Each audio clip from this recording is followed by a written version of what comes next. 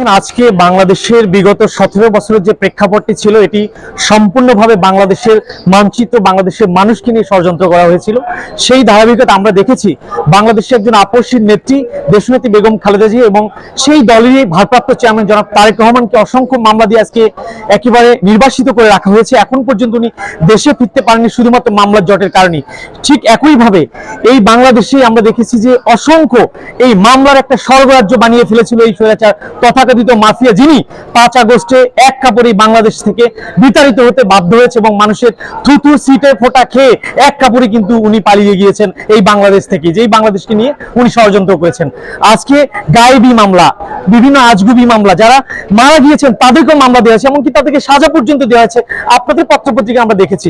আমি একইভাবে আজকে যখন বাংলাদেশের ভারপ্রাপ্ত চেয়ারম্যান তারেক রহমান এবং তারই সহধর্মিণী জনাবা জোবাইদা রহমানকে যখন সাজা দেওয়া হচ্ছিল, সেই মামলায় যখন আমি ছিলাম উপস্থিত, আমি সচক্ষে দেখেছি সেখানে আমাদেরকেও সেই এই একমাত্র একটা এই ধরনের হাস্যকর বানানো বানোয়াট মামলায় যখন সাজা দেওয়া হয়, একজন সাধারণ মানুষ হিসেবে, একজন বিএনপি কর্মী হিসেবে যখন সেখানে দাঁড়াই, সেখানে আমিও মামলা থেকে মুক্তি পাইনি, আজও সেই মামলা থেকে মুক্তি পাইনি।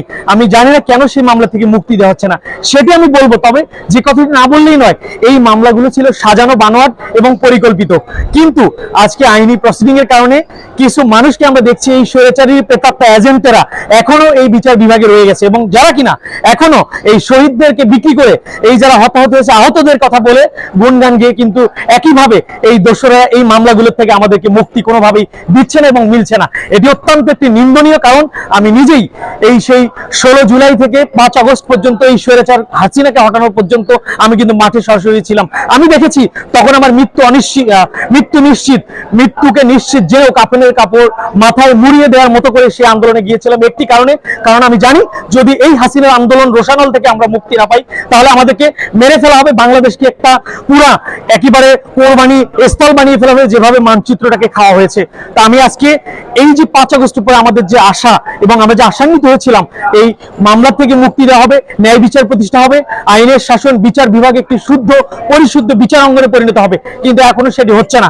এটি হচ্ছে না। আমি মনে করি যে শুধুমাত্র এই স্বৈরাচারের এজেন্টেরা যে এখন পর্যন্ত কলকাঠি নাড়ছে বিভিন্নভাবে তাদের এজেন্টদেরকে বসিয়ে যাওয়ার কারণে এই মামলাগুলো থেকে কিন্তু কোনোভাবে মুক্তি মিলছে না।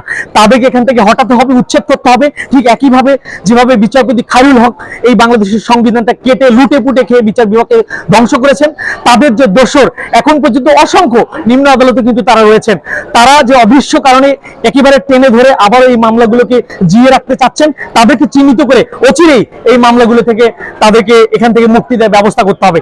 বিচার বিভাগের আমরা একটি বাণী কিছুদিন আগে ডক্টর মোহাম্মদ ইউনূস, যিনি প্রধান উপদেষ্টা, তার মাধ্যমে আমরা শুনেছি, উনি বলেছেন যে একটা স্বাক্ষর দিলেই মাত্র এই সমস্ত মামলা থেকে মুক্তি মিলবে। সেই স্বাক্ষরটা দিতে বাধা কোথায়? সেই স্বাক্ষরটা দিতে দ্বিধা কোথায়?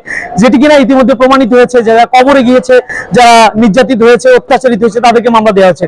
তো আমরা অচিরেই চাই এই আইনি ব্যবস্থার যে জায়গাটুকু সেটি নিশ্চিত করে এই বিচার অঙ্গনকে একটা পরিশুদ্ধ বিচার অঙ্গন এবং আইনের শাসনের বিচারালয় প্রতিষ্ঠার জন্য অতি তাড়াতাড়ি এই 5 জুলাইয়ের পরে আমরা যারা আশান্বিত, যারা আশা করেছিলাম, যারা যুদ্ধ করেছি, তাদের দিকে তাকিয়ে, শহীদদের দিকে তাকিয়ে এবং সুন্দর বাংলাদেশ, বৈষম্যহীন বাংলাদেশ নিশ্চিতের কথা বলে এই বিচার অঙ্গনকে কলুষিত মুক্ত করতে হবে এবং অচিরেই এই যারা এজেন্ট আছে তাদেরকে চিহ্নিত করে সেই জায়গাগুলোকে মার্ক করে আমাদেরকে মুক্তির ব্যবস্থা করে দিতে হবে।